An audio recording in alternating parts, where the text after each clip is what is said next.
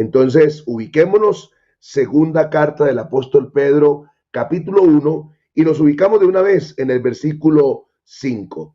Entonces, vamos adelante en el nombre de Jesús.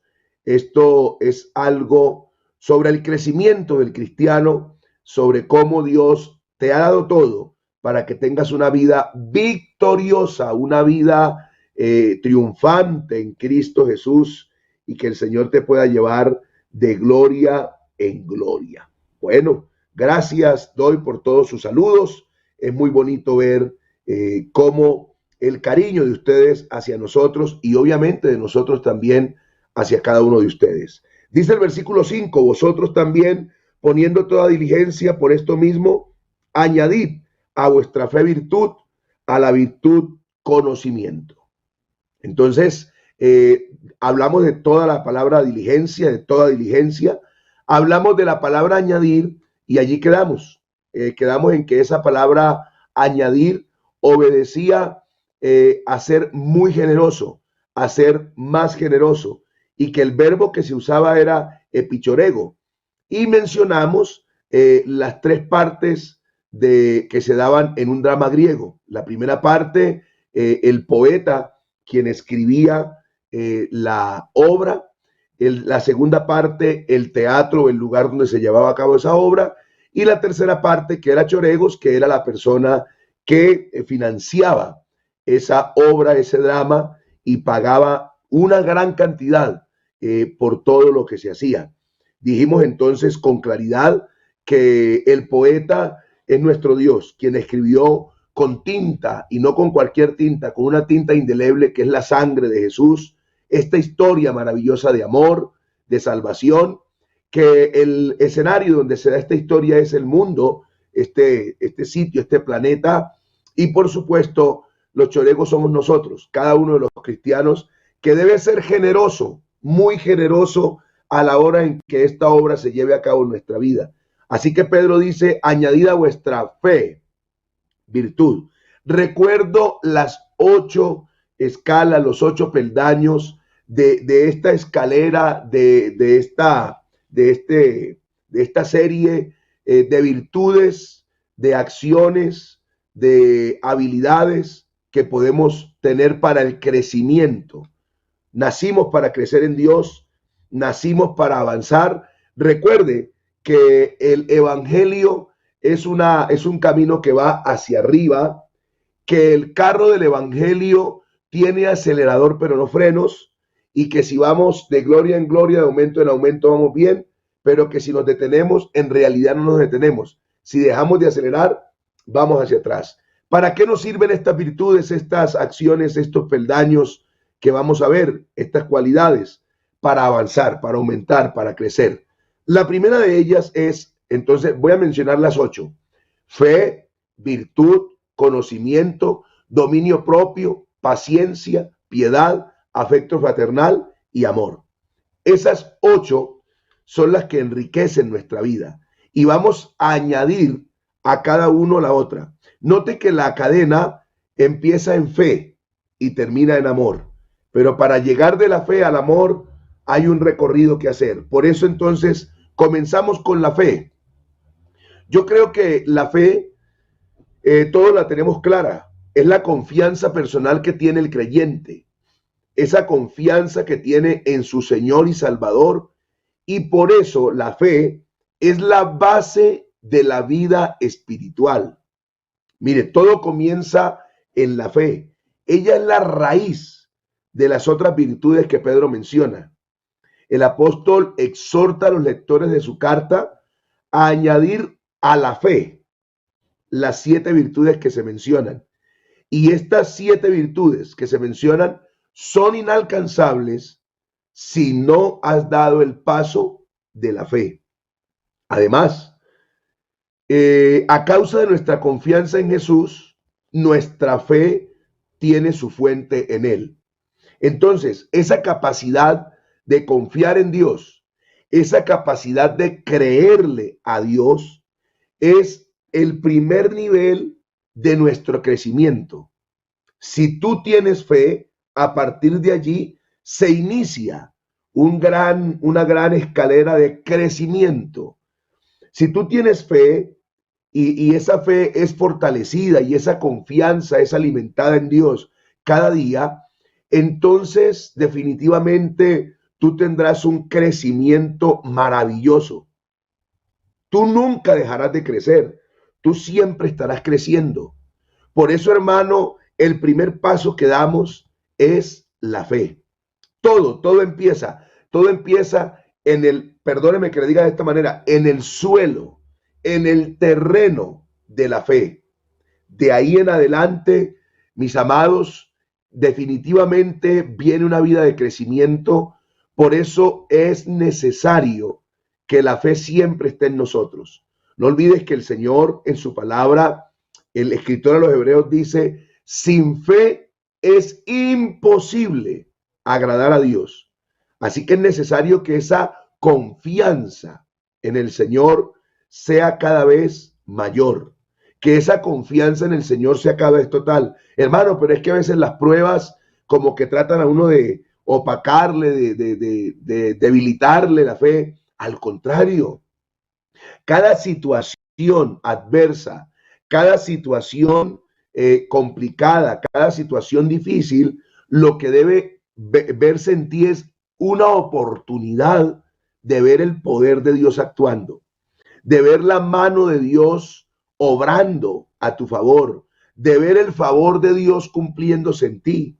Así que tú no puedes, de alguna manera, frente a la dificultad, frente a la lucha, empezar a desfallecer. No, al contrario, la fe tuya tiene que estar muy firme. Y yo te invito esta mañana, pese a la situación que estés viviendo, pese al problema que estés enfrentando, puede ser que estés en una clínica, puede ser que haya un familiar tuyo en una clínica a punto de ser intervenido quirúrgicamente, puede ser que tú hayas sido operado en estos días, puede ser que estés sufriendo una enfermedad, puede ser que el examen no salió bien, puede ser que el diagnóstico es preocupante, pero esta es una buena mañana para ratificar nuestra confianza en Jesús y decirle al Señor, creo en ti, creo en ti. No importa el dictamen médico, no importa la circunstancia, no importa la escasez, no importa que no tengo los recursos, no importa que no me ingresó el dinero que pensaba, no importa que no estoy viendo en este momento lo que quería,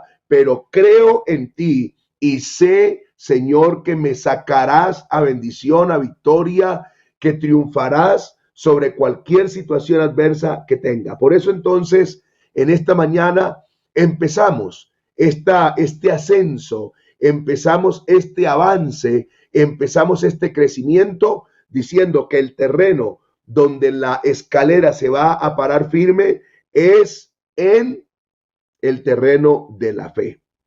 Por eso entonces les invito para que esta mañana usted mantenga esa fe firme, firme. Ni la duda, ni la pregunta, ni la zozobra, ni la ansiedad, ni la angustia, ni el afán puede hacer que su fe se tambalee o se mueva. Nada. La fe debe estar firme. Y Pedro dice, a esa fe, entonces añádale virtud.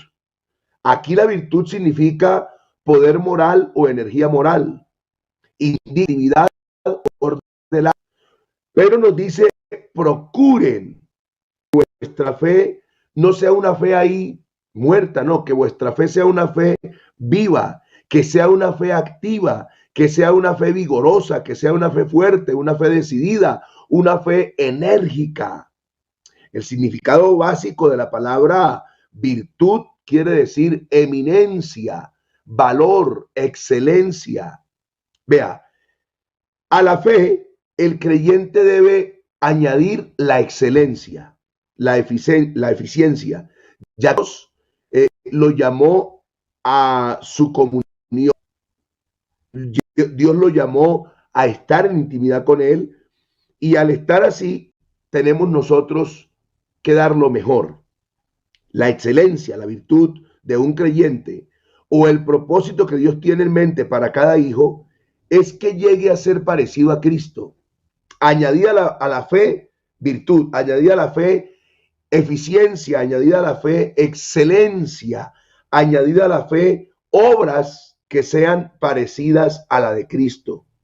Vea, su vida, hermano, hermana, debe reflejar la gloria de Dios. Voy a explicarle de alguna manera esta palabra virtud, cuál es en realidad la esencia de esta palabra cuando Pedro dice, añadida a vuestra fe, a vuestra capacidad de creer, añadida a vuestra confianza, virtud. La palabra se usaba para expresar el uso correcto o apropiado de algo. El uso correcto o apropiado de algo. Es decir, la esencia o uso apropiado. Por ejemplo, vamos a hablar de unas tijeras. ¿Cuál es el uso apropiado o correcto de unas tijeras? Las son para cortar. Y la capacidad que tiene, usted sabe, la tijera tiene su filo en este lado para tomar el papel y cortarlo. Si yo intento cortar con el lomo de la tijera, eso tiene sentido. Entonces, ¿cuál es la utilidad de la tijera? Cortar. Si una tijera no corta, no tiene virtud, no tiene ya. Entonces, no sirve. Pero si la tijera yo la tomo y corta perfectamente, yo puedo decir que hay virtud en esa tijera. Pero ahora algo interesante. ¿Qué pasa si yo cojo la tijera, corto como es lo correcto, sino que la cojo al revés? Y en vez de tomarla aquí para cortar así, entonces la tomo y trato con esta parte. Ella puede tener filo, ella puede estar lista para cortar, pero si yo no la sé usar, de nada me sirve tampoco la tijera. ¿Qué significa virtud? ¿Por qué el apóstol Pedro dice, tienen ganas de crecer, tienen ganas de avanzar, tienen ganas de hacer que mesas que Dios se cumplan en totalidad en ustedes, quieren tener una vida victoriosa siempre? Entonces, a la fe que ya tienen, añádanle confianza, excelencia, añádanle virtud. ¿Cómo así?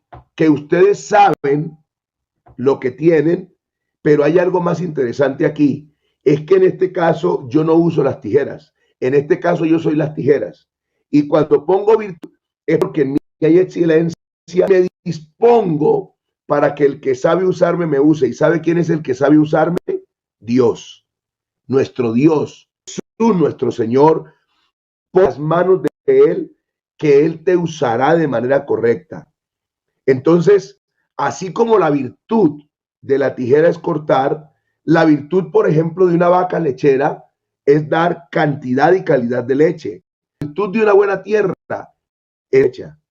Por eso entonces, esta mañana, añade a tu confianza acciones excelentes.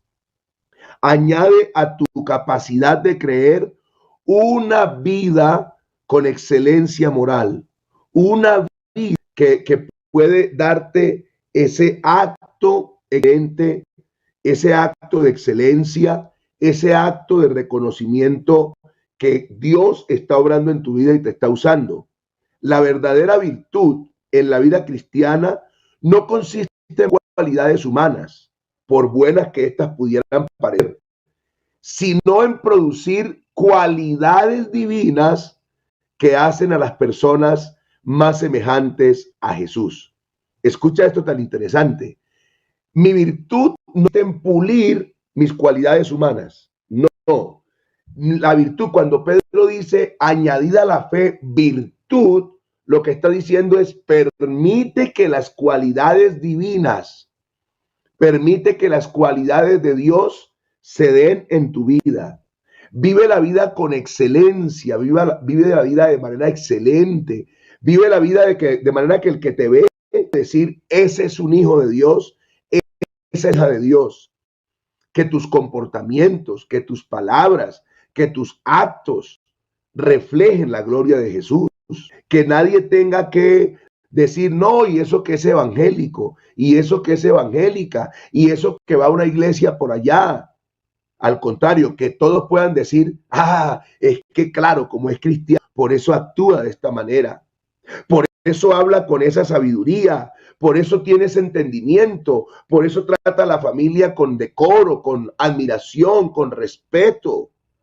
Por eso trata a su esposa de esa manera tan decorosa, pudiera decir yo hoy tan elegante. Mire ese hombre detallista, querendón, cariñoso, tierno, no es áspero, no es grosero, no humilla. Esa es añadir a la fe virtud, porque tú puedes tener mucha confianza en Dios, pero a veces tus acciones no son las mejores. Por eso el apóstol Santiago se une a este criterio y dice, la fe sin obras está muerta. La fe sin acciones excelentes, la fe sin virtud está muerta. Entonces, añádanle a la confianza en Dios actos excelentes que demuestren que ustedes confían en Dios. Entonces me desespero, me arranco el cabello, discuto, peleo, me amargo la vida, alego con todo, reniego, me quejo. Pero qué lindo es cuando tú tienes la capacidad de pensar y decir y aceptar en el momento, no, voy a portarme conforme a la fe que tengo, voy a ser muy generoso. Acuérdense, choregos, voy a tener una gran inversión en esta fe y para que esta fe sea más efectiva, le voy a añadir virtud, le voy a añadir excelencia, le voy a añadir un comportamiento magistral, me voy a portar como Jesús. Porque para decirle de alguna manera, así como la virtud de la tijera es cortar, así como la virtud de la vaca lechera es dar cantidad y calidad de leche, así como la virtud de la tierra, de la buena tierra es dar buenas cosechas, así la virtud del cristiano es ser como Jesús. Eso es lo que Pedro, el apóstol Pedro, está tratando de decirnos aquí y lo que Pablo de alguna manera en Romanos dice, porque ustedes fueron hechos para ser conforme a la imagen de su Hijo. Ustedes tienen un diseño, es para ser como Jesús. Y lo que Pedro aquí nos está diciendo es parecido a lo de Pablo. Ustedes tienen una confianza y una capacidad de creer que debe llevarlos a ser muy generosos, en tener en comportarse como Jesús, en tener acciones excelentes. Mire, incluso para que usted vea, hay una escena en los evangelios donde algunas Biblias traducen el milagro de la mujer que tenía flujo de sangre por 12 años, que tocó el borde del manto de Jesús. Hay versiones donde dice él, de mí ha salido virtud, de mí ha salido excelencia, de mí ha salido eficacia, de mí ha salido un acto perfecto, excelente, maravilloso. Así que Pedro te dice, añade a la virtud, añade a la fe un comportamiento de excelencia. Así que hermano, perdón por lo que les voy a decir, pero es que no es solo hablar, no es solo bla bla, no es solo tilín tilín, no, es tener un comportamiento que demuestre la fe que tengo. Yo puedo decir que tengo fe, pero son mis actos los que demuestran esa fe. Así que vamos a avanzar, pudiéramos decir muchas cosas más, pero vamos a tratar de evacuar estas 8 virtudes para que nos quede pendiente. De pronto en algún momento puedo compartir con ustedes otra vez a partir del versículo 8 en adelante, que es interesante, pero vamos a tratar de definir estas virtudes. Entonces, por esto mismo añadida a vuestra fe, virtud, perfecto. A la virtud, entonces ahora me dicen conocimiento. Oiga, a la virtud, conocimiento. ¿De qué se trata esto?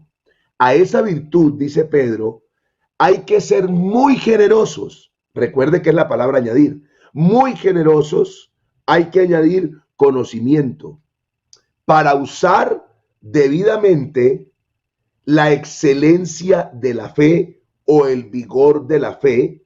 Es menester hacerlo con un buen conocimiento, el cual, por supuesto, no está hablando del primer conocimiento que tuvimos de Dios cuando le amamos por primera vez al ser amados y conocidos por Él, sino una mayor penetración en las verdades de la fe, una mayor comprensión de la naturaleza misma que compartimos con Dios. Vea, gracias a Dios por las emociones. Gracias a Dios. Pero el cristianismo es mucho más que solo sentimientos y emociones. El evangelio, el cristianismo, es sabiduría, es sagacidad, es conocimiento obtenido en el ejercicio práctico del anterior peldaño. ¿Cuál? La virtud o la excelencia. La palabra conocimiento aquí viene de un griego que es gnosis. Es una sabiduría que discierne entre lo bueno y lo malo y siempre evita lo malo. Es la capacidad de manejar la vida con éxito y tomar decisiones correctas a la vista de Dios. Quiere decir que es posible vivir la vida sin cometer errores graves. ¿Cómo, hermano? Sí. O sea que puedo vivir la vida sin fallar, sin cometer errores. No sin cometer errores, estoy hablando de errores graves. Porque errores siempre cometeremos. Fallas siempre cometeremos mientras estemos en este velo de carne, en este cuerpo de carne. Pero podemos evitar cometer errores graves llamados pecados.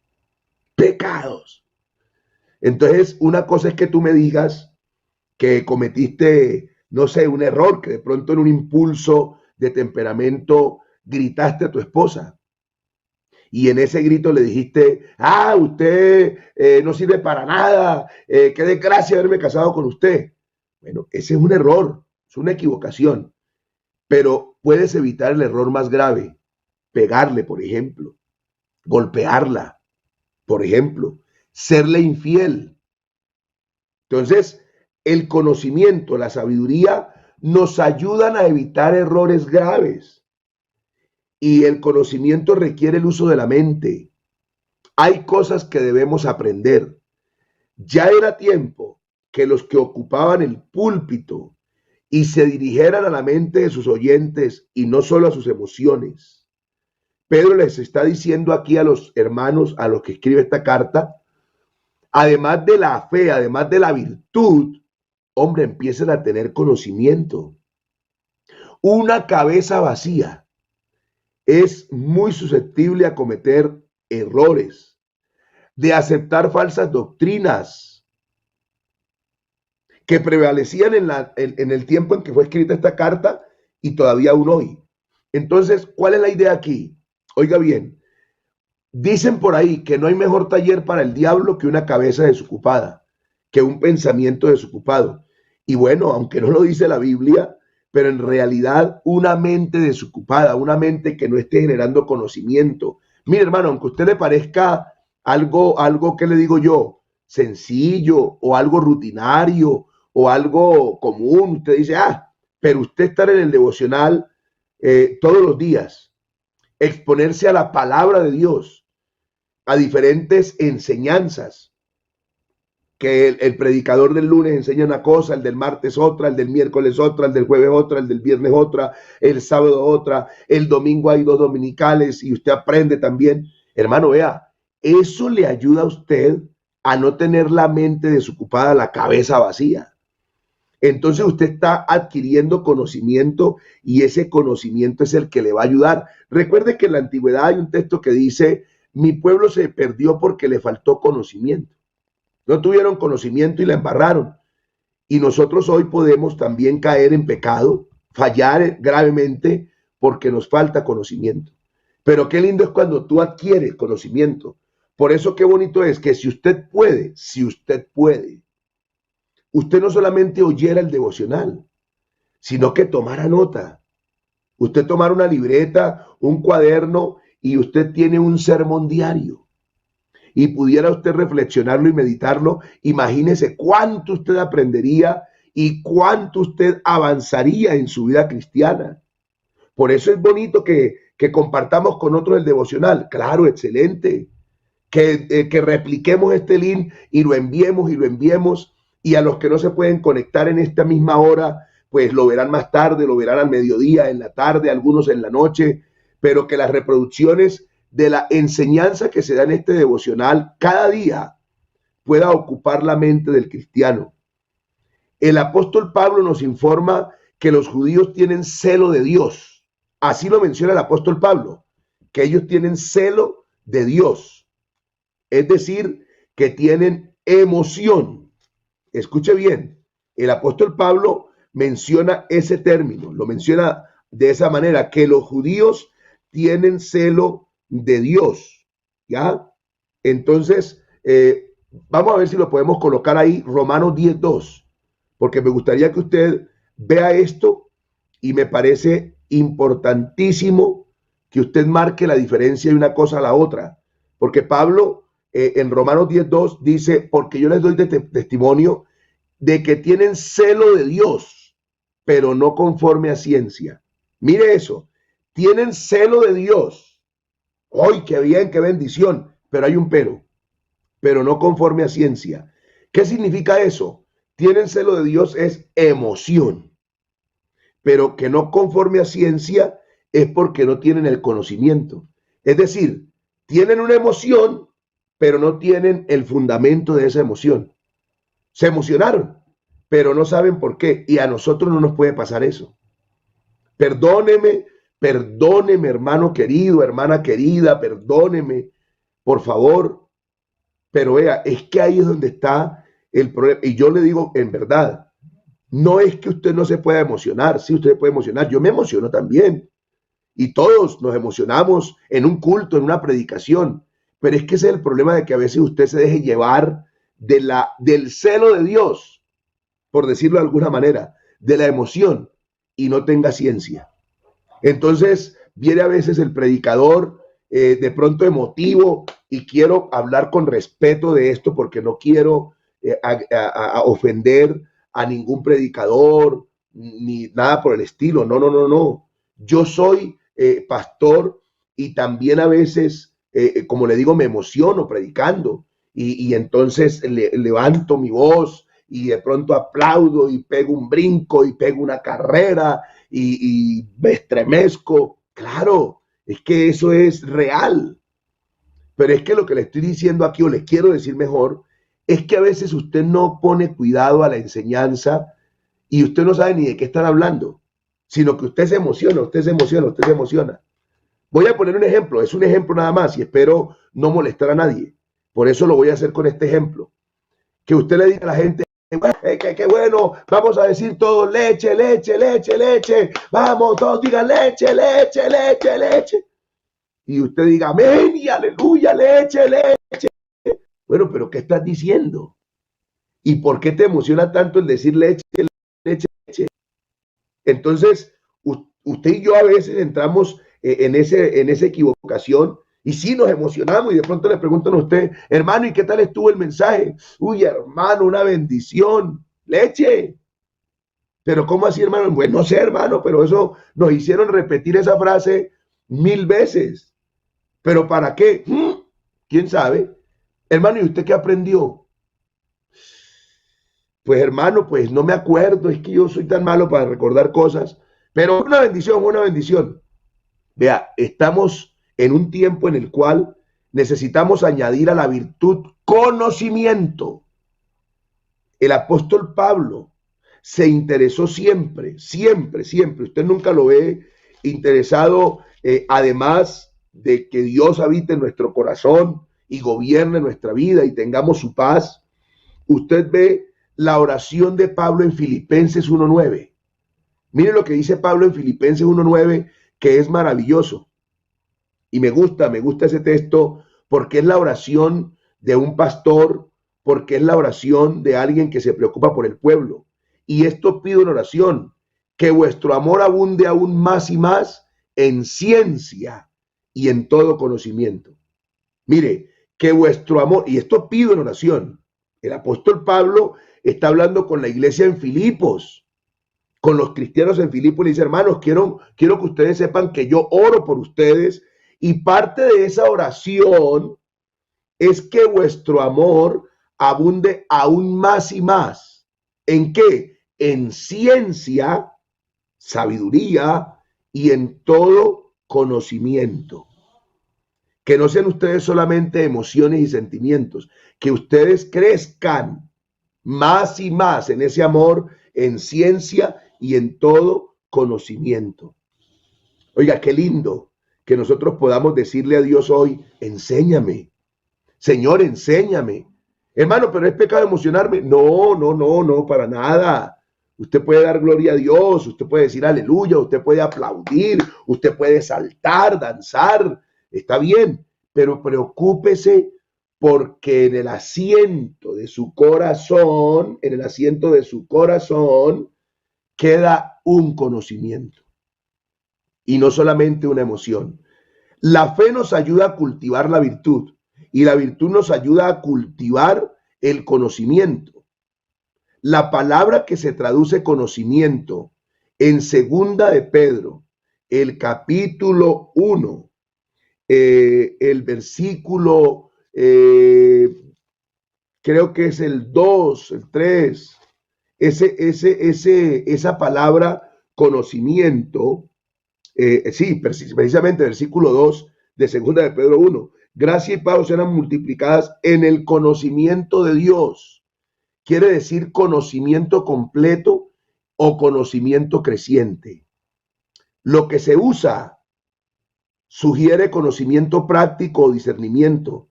Se refiere a la capacidad de manejar la vida con éxito. Es lo opuesto a pensar tanto en cosas celestiales que uno no sirve para nada en la tierra. Esta clase de conocimiento no surge en forma automática, sino que viene de la obediencia a la voluntad de Dios. En la vida cristiana no debe separarse el corazón y la mente, es decir, no se debe separar el carácter y el conocimiento, deben estar unidos carácter y conocimiento. Debe estar unido, claro. Entonces usted dice, hermano, pero ejemplo, yo estoy escuchando una predicación, hermano, y yo me emociono. Sí, y no está mal. Lo que no está bien es que simplemente te emociones y no traigas a tu vida una enseñanza que te dé conocimiento para actuar mejor en tu diario vivir. Entonces voy a poner un ejemplo. Vuelvo a reiterar que espero no ofender a nadie, porque no es mire, la intención de este devocional y del director y de los predicadores que aquí habemos no es ofender a nadie. Lo que pasa es que a veces uno pues dice cosas emocionado, se emociona uno y la emoción hace que uno hable más rápido. Y al usted hablar más rápido, el cerebro tiene que producir más pensamientos. Y no hay un filtro. Cuando usted habla despacio, usted alcanza a dar un umbral en el cual el pensamiento es filtrado. Pero cuando usted habla rápido, rápido porque se emociona, sea por alegría, sea por rabia, por ira, por enojo, sea por miedo, por nervios, entonces al hablar rápido y acelerar el pensamiento, el filtro cada vez se hace más angosto, más estrecho y menos capaz de filtrar en realidad. Entonces, como si empezáramos a quitar el filtro. Entonces usted empieza a hablar rápido, rápido, y ahí viene la emoción y ahí viene la embarrada. Y es lo que no queremos hacer aquí. Si de pronto alguno en algún momento se siente mal por una palabra que se diga en el devocional, créanos que Dios nos es testigo, que no queremos destruir a nadie ni ofender a nadie, queremos es edificar, pero a veces en procura de hacerlo, pues cometemos errores, como estamos diciendo, ¿no? Cometemos errores por falta a veces del filtro o a veces falta del conocimiento. Entonces, entiéndame que no estoy diciendo que es que está mal la emoción, no, sino que como uno se emociona tan rápido y avanza, entonces usted aplaude, llora, grita, pero cuando se da cuenta usted no tiene algo para la vida práctica. Entonces yo le digo a usted, hermano, el Señor está aquí, aplauda, alégrese, otro aplauso, eso es, Él está aquí, amén. Ve, hermano, yo voy a decir algo.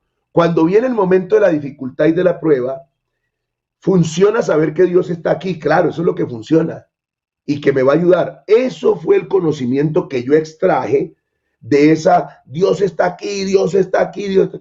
Claro, pero ¿qué pasa si yo me emociono porque Dios está aquí, hago una pausita y le digo, hermano, no solamente está aquí, está donde quiera que usted está. Y en el momento de la dificultad y del problema, acuérdese de esto, hermano, que el Señor le va a ayudar. Mire lo que la Biblia dice. Y le leo un pasaje o le refiero algo de la palabra y usted lo guarda en su corazón. Eso es lo que le va a servir cuando llegue el momento de dificultad para poder avanzar. no la emoción, es el conocimiento.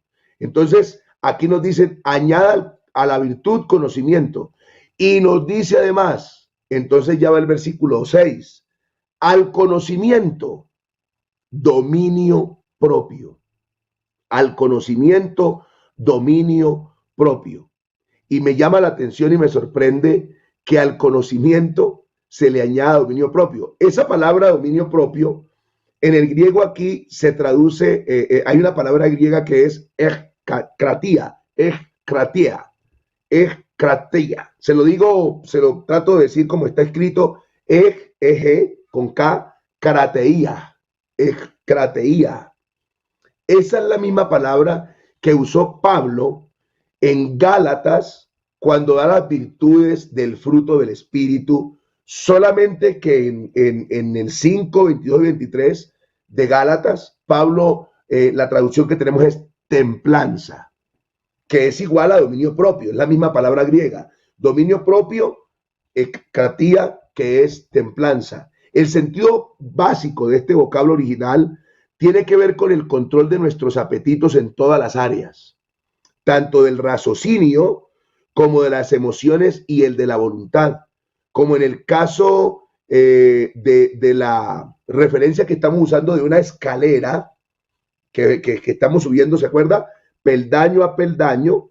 Entonces, el dominio propio depende de la adquisición del peldaño anterior, que es ¿cuál? Conocimiento.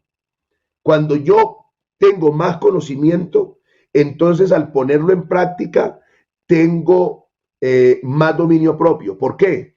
Porque hay una práctica, hay una práctica de la obra educativa del Espíritu Santo. El Espíritu Santo me ha estado educando, me ha estado enseñando, y como poner en práctica esa obra es necesario, esa enseñanza, entonces mi practicidad del conocimiento es el dominio propio, ¿ya? Porque cualquier sistema religioso que separa la ética de su doctrina es herético, es una herejía. Cualquier sistema religioso que separa la ética de su doctrina. La demanda del dominio propio era bastante fuerte, puesto que Pedro en este contexto estaba enfrentado a falsos maestros, muchos de los cuales postulaban que su conocimiento avanzado los libraba de la necesidad de ejercer semejante control. Entonces, en el mundo helenístico de la época de Pedro, esta palabra pertenecía al ámbito de los deportes. Como dice Pablo también, todo aquel que lucha, de todo se abstiene. Los atletas que se preparaban para los juegos evitaban la comida perniciosa, el vino y aún el trato sexual. El cristiano debe ejercitar dominio propio en todas las circunstancias y debe hacerlo poniendo su confianza en Dios. Se menciona el dominio propio como una virtud que el cristiano debe practicar constantemente. Entonces, es imposible que usted tenga conocimiento y no dominio propio. Usted debe tener conocimiento y el conocimiento le va a desarrollar la necesidad de tener dominio propio. El dominio propio en todas las áreas, es decir, hay mucha gente que tiene conocimiento, pero se vuelven vanidosos, se vuelven orgullosos. La vanidad los empieza a ocupar, la altivez llena sus vidas por el conocimiento que tienen. Entonces, no, es que yo sé mucho, no, es que yo tengo mucho conocimiento. Le falta dominio propio. Se quedó en el tercer escalón. Tiene fe, virtud, conocimiento, pero ahora necesita el siguiente escalón, que es dominio propio. No olvide que esta escalera es para crecer, para crecer. Y el dominio propio es el que me ayuda a mí incluso, vea, hay una forma de traducir dominio propio por otras personas que es en sí mismo, es decir, no dejar salir de mí lo que no sirve y dejar salir de mí lo que sirve. Es importante que los cristianos elijan pelear en contra de sus apetitos pecaminosos. La cultura en la que viven los cristianos del siglo XXI glorifica y alaba la indulgencia propia y la rendición a la pasión. La intensidad del sentimiento personal supuestamente hace que uno tenga valor, Pero si tomo el camino más fácil hoy y cedo al pecado, seré aún más débil mañana. Si yo al pecado cedo hoy, si por ejemplo alguien dice, no tiene dominio propio y dice, ay, no, pues yo voy a pecar hoy, mañana le pido perdón a Dios. O peco ahorita y más tarde le pido perdón a Dios, Dios me perdona y sigo para adelante. Ojo, te estás equivocando, porque el pecado te hace más débil, el dominio propio te hace más fuerte. Si tú pecas hoy, serás más débil mañana. Pero si tú dominas hoy la tentación y no caes en ella, mañana serás más fuerte. ¿Ah? Entonces, qué bien si elijo hoy decirle no a Satanás y entonces mañana tendré más fuerza para decirle que no. Por eso es mejor el que tarda en airarse que el fuerte y que el que se enseñorea de su espíritu que el que toma una ciudad. Mire, la Biblia dice que como ciudad derribada y sin muro es el hombre cuyo espíritu no tiene rienda. Voy a terminar ya, Jairito, qué pena, no alcancé a completar los 8 escalones. Esperamos que en alguna oportunidad pueda hacerlo. Pero hoy aprendimos virtud, fe, virtud, conocimiento y dominio propio. Si tú no tienes dominio propio, entonces, ¿qué es lo que pasa? Que esta escalera me va haciendo fuerte y mejor cada día. Por favor, hermano, añada, sea muy generoso y añada a su fe virtud. A la virtud, conocimiento. Al conocimiento, dominio propio.